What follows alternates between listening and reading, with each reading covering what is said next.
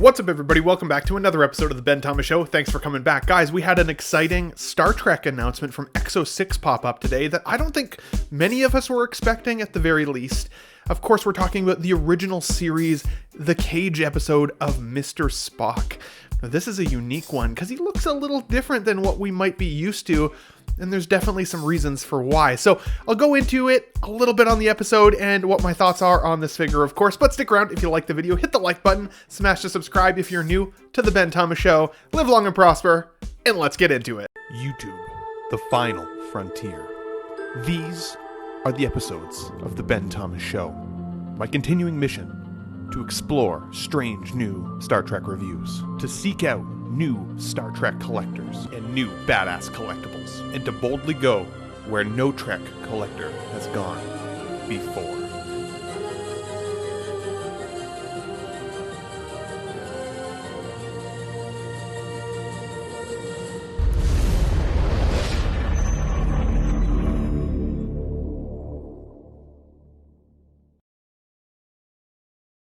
Okay guys, welcome back. So, a couple things to note really quickly before we get into the video here.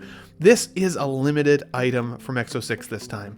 I'm seeing 500 in the amount that I honestly think is a very low number considering I'm sure there's a lot of collectors out there who are going to see this and want to snag it. In fact, I've seen already on Facebook today people saying, got it, locked it in, pre-ordered, which is awesome. Excited for you folks. Of course, it's saying right on the Exo-6 website that the pre-order end date here is December the 3rd, 2024 for the pre-order or whichever comes first. So keep that in mind, especially if you're interested in this figure. Not to create FOMO, however, because this one might not be for everyone. Now, this particular Spock is a pretty cool representation because in my opinion, it really truly represents a bit of Star Trek history. So I'll tell you the reasons why. So the episode, The Cage, is actually the first pilot episode of the American television series Star Trek. Now it was completed on January 22nd, 1965.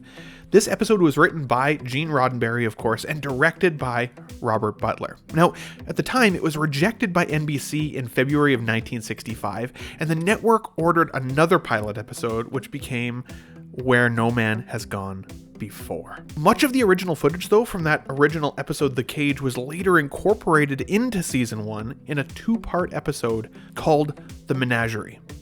Now, The Cage was first released to the public, though, on VHS in 1986 with a special introduction by Gene Roddenberry as a hybrid of the color footage that was used in The Menagerie and the black and white footage that was not used in The Menagerie. It was not broadcast on television in its complete all-color form until 1988. Of course, it's representing here a piece of Star Trek history. If this is a limited item from Exo-6, then this is a great one in my opinion to do it from, because let's be honest, this is how Star Trek really truly got started. Now, as you can see from both the figure and some of these screenshots of the show, the way we remember Spock for the majority of the original series, his very stoic nature, I also loved seeing Leonard Nimoy with a slightly different hairstyle and expressing some emotion in that first episode. It was interesting. But the other cool part there is that the outfits definitely evolved and changed over time. When I looked at this figure today, at first I was like, man, the outfit looks a little on the baggy side. But then if I look at the screen grab from the show, it was kind of baggy. So fair, I think that's actually relatively accurate for the most part. The material choices that they've chosen are looking pretty good.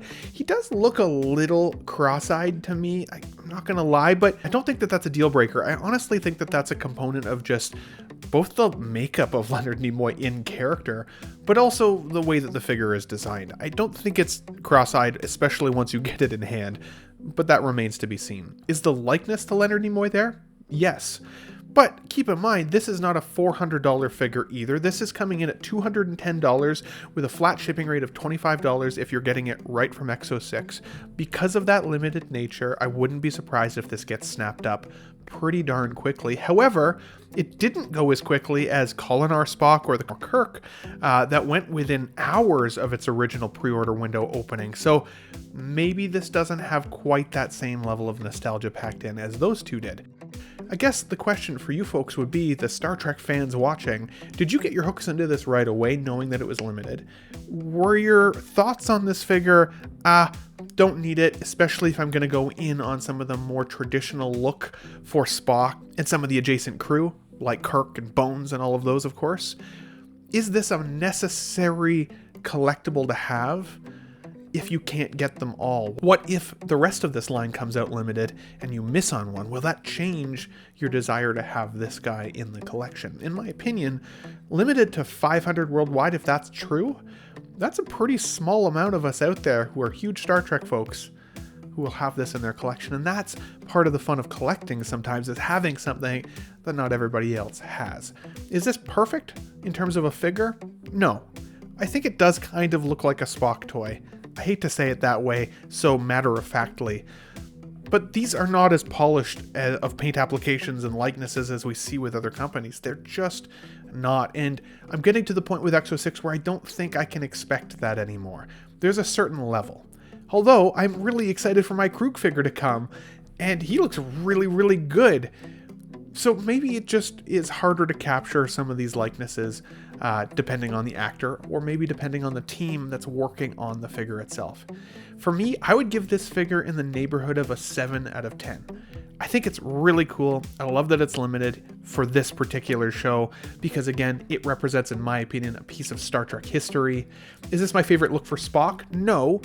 But it's definitely a unique one and would stand out in your Star Trek display. And for those of you out there who know about the episodes, the Menagerie, as well as, of course, that original episode, The Cage, this is like a little Easter egg in the Star Trek collection, which I really, truly do like. He doesn't come with a lot. That extra suit jacket that goes over top, the harness, the phaser, the tricorder, I mean, all of that's there. I think that the badge emblem on the chest looks great and perfectly done, honestly, in comparison to the show. The face is a little weird. Paint applications in the hair actually, I think, look improved over previous figures, which is giving me a little bit of hope that the Riker from TNG that I'm hoping for looks good, because, man, I think if they mess up the beard on that figure, he's going to look super weird. Whereas, at least with Spock's hair, it was always really kind of combed over and clean. Although, in this Cage version, it did get a little wild, and you can probably see that here in the photo. So, guys, I'd be curious to hear from you guys in the comments down below. I'm going to keep it short today. What are your thoughts on this figure? Is this one that you pre-ordered? Are you watching this video now and it's already sold out? Was that something that was disappointing to you because you really wanted this version of Spock, or just because of that Easter egg, that piece of Star Trek history in your collection that you may or may not miss out on? What are your also thoughts on Exo-6 giving limited amounts or limited quantities? Is that something that you want to see them continue? For me, I want my Star Trek characters to be accessible. I don't love the idea of limited.